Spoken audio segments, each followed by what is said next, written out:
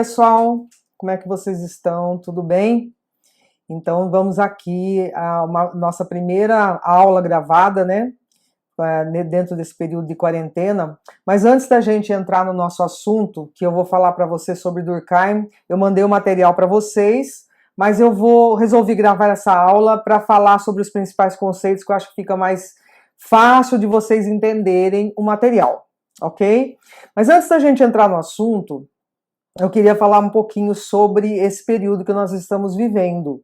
Então, eu sei que os alunos estão angustiados, estão preocupados, né? E que tem muita notícia por aí correndo, tudo mais. Mas eu acho que nesse momento, gente, o mais importante de nós pensarmos é que nós estamos cuidando da nossa saúde, tá? Isso é o mais importante. E assim, esse período de quarentena pegou todo mundo de surpresa, todas as instituições. Então tem gente reclamando por conta das atividades, mas o que acontece? A nossa faculdade, ela é uma faculdade presencial, o curso dela é presencial, mas por conta dessa necessidade de isolamento, nós estamos usando ferramentas tecnológicas, mas não é uma faculdade EAD. Então, existe essa comparação, mas não tem nada a ver. O que nós estamos fazendo, o que os professores estão fazendo, é utilizando ferramentas tecnológicas para que vocês não fiquem sem aula, né? Não passem esse período sem ter um conteúdo, sem continuar estudando de alguma forma. Mas nós continuamos sendo presenciais. E o que nós precisamos ter nesse momento? É paciência e saber que os professores estão fazendo o melhor que podem, os coordenadores, está todo mundo trabalhando embora de casa, ou lá do seu escritório, ou lá mesmo da sua salinha dentro da faculdade, mas para que vocês possam ter o melhor possível nesse período, tá? Então, os professores estão trabalhando e bastante, está todo mundo muito, muito dedicado para que vocês tenham o melhor. O que a gente precisa ter? Precisa ter paciência.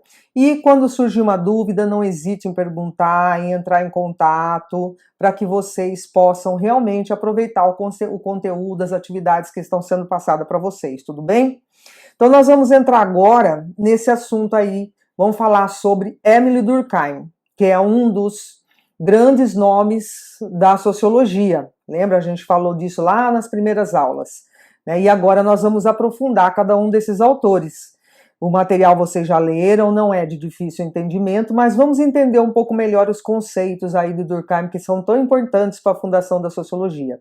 O Émile Durkheim é um francês, ele nasceu em 15 de abril de 1858, e faleceu lá na França mesmo em 1917, ou seja, né, já no século XX.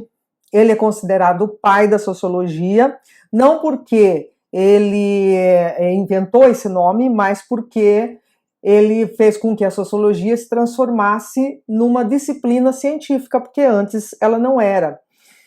Então, ela transformou a sociologia numa ciência propriamente dita, com um método próprio. Então, a primeira coisa que o Durkheim fez foi escrever as regras do método sociológico, que era o quê? Para definir quais são os métodos que a sociologia poderia estudar, poderia utilizar para estudar a sociedade. Então, Durkheim estuda a sociedade de que ponto de vista? Do ponto de vista de um objeto, como qualquer outra ciência. Então, a sociedade se transformou num objeto. Isso era novidade na época. Lá no século XIX, era novidade, né? Porque a ciência se debruçava sobre questões mais fora do ser humano, né? Questões biológicas, questões mecânicas, né? E agora ia estudar o comportamento, que parecia algo bastante abstrato. Então, a grande preocupação do Durkheim foi estabelecer as regras para que a sociologia fosse considerada uma ciência, mostrar que ela realmente era capaz de entender a sociedade da época. Uma sociedade que estava se estabelecendo como uma sociedade industrial, né? O capitalismo industrial estava se estabelecendo, ganhando o mundo, né? E existia uma preocupação, porque não só do ponto de vista econômico, mas cultural, social, comportamental, a sociedade estava passando por grandes mudanças. E havia um sentimento de caos, de desorganização por conta dessa transformação. né? Nós discutimos isso em sala, né? Lá na história do surgimento da sociologia. Então, um mundo que era antes agrário se transforma num mundo industrial, as pessoas que moravam no campo vão morar na cidade, enfim, é uma série de transformações culturais e sociais. A preocupação, então, do Durkheim era o quê? Como é que nós podemos pensar, refletir sobre essa sociedade, buscar soluções para que ela se adapte à nova condição. Quem que ia se adaptar à nova condição? Os indivíduos. Né? E como é que a sociologia poderia estudar a sociedade de forma científica, trazendo dados concretos que ela pudesse ajudar essa sociedade a pensar a sua própria reorganização? Então, quais os grandes conceitos que Durkheim nos trouxe? Primeiro, um dos grandes conceitos dele é o fato social. O que a sociologia estuda? Ela estuda o fato social. E o que é o fato social? É tudo que acontece na sociedade que independe da vontade do indivíduo. Acontece dentro de um grupo. Acontece como fenômenos, eventos, qualquer coisa que acontece que afete a vida das pessoas, mas que independe da vontade de um indivíduo, de alguns indivíduos, né? Maior que a vontade individual. E o fato social, como vocês leram lá, viram no material que eu enviei, ele tem 3 características. Vocês até já fizeram, alguns já até fizeram exercício e me mandaram. Né? Ele é coercitivo. Para você caracterizar um fato social, ele tem que ter esses 3 elementos. Ele é coercitivo, ele é exterior, ele é geral. O que quer dizer isso? Coercitivo. Ele vem de fora para dentro. Que fora que é esse? É o meio social. Então, a sociedade impõe um determinado comportamento. Eu não posso escolher. Eu não posso escolher sair nu na rua. Eu tenho uma regra a cumprir. Então, eu tenho que colocar uma roupa, e não é uma qualquer roupa, é de acordo com o ambiente, ou de acordo com o momento, de acordo com o lugar onde eu vou, enfim. Tem todas essas regras que eu preciso seguir. Se eu não seguir, eu vou ter uma punição. Essa punição pode ser algo legal, ou pode ser algo que a própria sociedade impõe, como me fazer com que eu me sinta envergonhado, né, me excluir, né, todas as condições que vão trazer constrangimento a mim individualmente. Então, ou seja, é um fato que se impõe à vontade do indivíduo, que é maior do que a vontade do indivíduo, ele não tem como recusar. Por exemplo, o que nós estamos vivendo agora, né? Então, nós estamos vivendo um período de quarentena que é para cuidar do quê? Da parte da saúde, da nossa integridade física. Né? Isso se impõe a todos os outros assuntos. Eu posso burlar? Posso, mas eu sei que eu posso sofrer uma punição e a sociedade me diz que uma dessas punições é talvez eu adquirir essa doença. Enfim. Ela é exterior, ou seja, mais uma vez, ela é de fora, né? Não é algo que venha da parte psicológica do indivíduo, é algo que venha de fora para dentro. Então, ela é lá do exterior, da sociedade para o indivíduo. Ela é geral, ou seja, ela é encontrável em diversas situações, em diversas sociedades, em diversos grupos sociais. Não é só de um grupo social. Por exemplo, religião é algo que nós encontramos praticamente em todos os grupos humanos, né? Uma forma de religião. Né? A constituição de uma família, seja ela de que formato, de que composição ela tenha, toda sociedade tem uma formulação de família. Então, tem vários aspectos que vão ser comum a muitas sociedades. Então, isso também é levado em conta na hora de se estabelecer o que é um fato social, para diferenciar exatamente do que é um fato psicológico. Tá? Então, para quem é aí como essa disciplina, eu estou ministrando para psicologia e para letras, né? Então, para pedagogia, vocês há uma diferença aí, né, de perspectiva nesse caso. Para quem é de sociologia, é bem essa diferença mesmo de algo que Durkheim quis marcar, do que é social e o que é individual. Um outro conceito utilizado pelo Durkheim é a consciência coletiva. Que consciência coletiva que o Durkheim está dizendo?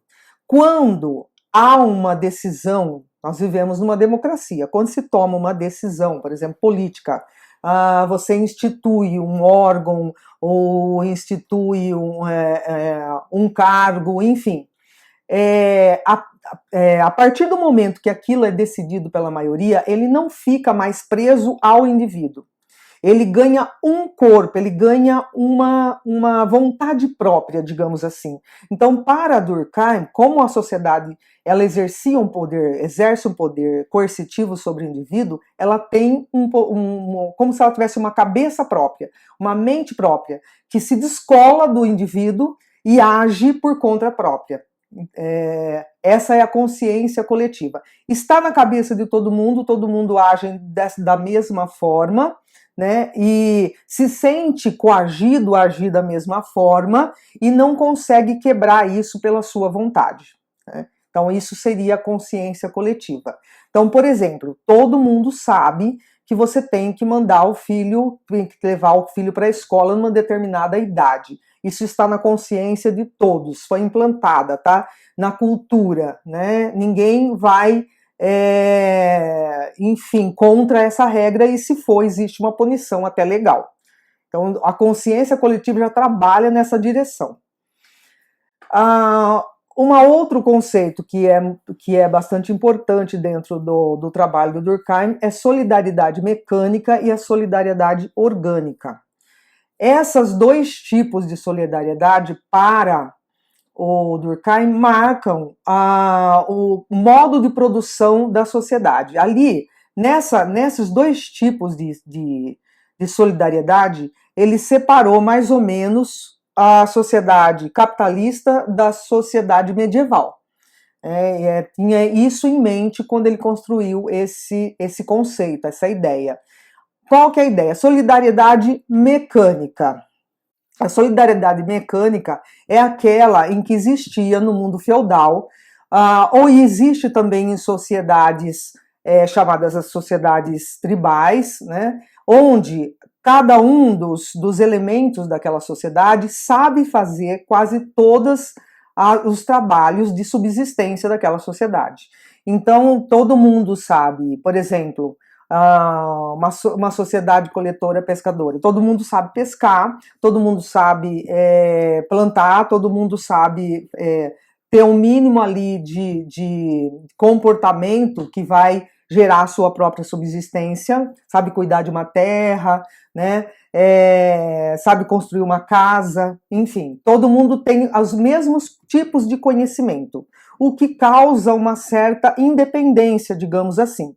E aí, esses trabalhos, às vezes, eles são distribuídos por gênero. Homem faz uma coisa, mulher faz outra coisa, por idade. Criança faz uma coisa, adolescente faz outra, adulto faz outra, velho faz outra. Mas não que não saibam, todos sabem, todos passam pelo mesmo tipo de conhecimento. E as pessoas interagem ali, né, fazendo esse tipo de divisão, mas as pessoas têm esse mesmo conhecimento. Na orgânica, já é diferente. Ela traduz a nossa sociedade. Por exemplo, para você ter o pãozinho na sua mesa, o pão francês, passa por diversos tipos de conhecimento. Vai ter aquela pessoa que planta, vai ter a pessoa que colhe, vai ter a pessoa que processa o trigo, vai ter depois o que se mistura aos outros elementos, né, que vão dentro do pão, que vai depois para o processo de padaria, enfim, depende de muita gente, de toda uma gama de setores especializados que vão fazer com que aquele pãozinho chegue na sua mesa. E você não vai ter conhecimento de como aquele pãozinho é feito, né? Esse exemplo eu gosto porque realmente, mesmo que você imite, não fica igual. Quer dizer, você não tem domínio desses processos, você depende de outra pessoa. E para tudo na nossa sociedade é assim. O computador que a gente usa, a gente sabe lá como funciona. Mas se ele quebrar, eu dependo de alguém que entenda dessa parte mecânica dele para poder vir e consertar, né? Então eu dependo de outras pessoas.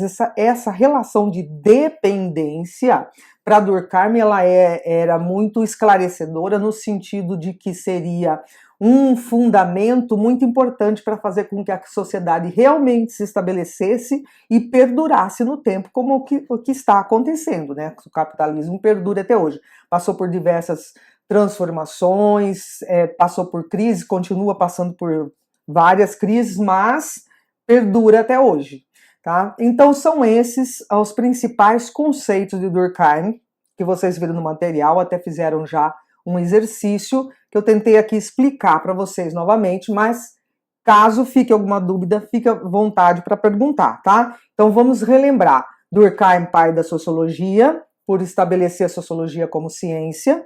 Durkheim é aquele que definiu o método de estudo sociológico.